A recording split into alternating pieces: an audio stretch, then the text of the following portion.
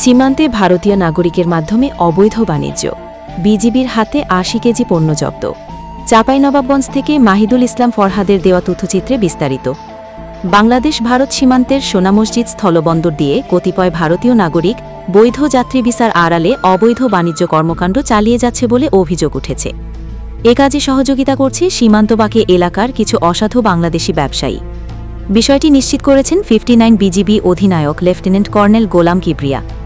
সাম্প্রতিক সময়ে ভারত সরকার বিশেষ কিছু ক্ষেত্র ছাড়া বাংলাদেশি নাগরিকদের ভিসা প্রদান বন্ধ রেখেছে। তবে কিছু বাংলাদেশি দুষ্কৃতকারী নির্দিষ্ট ভারতীয় নাগরিকদের মাধ্যমে অবৈধ পণ্য আনায়ন করে সরকারের রাজস্ব ফাঁকি দিচ্ছে।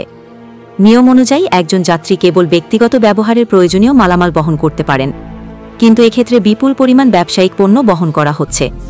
15 আগস্ট 2025 তারিখে ভারতীয় নাগরিক হাইউল শেখ, পাসপোর্ট নং Y9496659, পিতা কেতা শেখ, গ্রাম মাহিদীপুর মাস্টারপাড়া, থানা ইংলিশ বাজার, জেলা মালদা, সোনা মসজিদ স্থলবন্দর দিয়ে প্রবেশের সময় তার কাছ থেকে ভারতীয় জিলেট ব্লেড 2250টি এবং নিভিয়া ক্রিম মোট 80 কেজি ওজনের পণ্য জব্দ করে বিজিবি।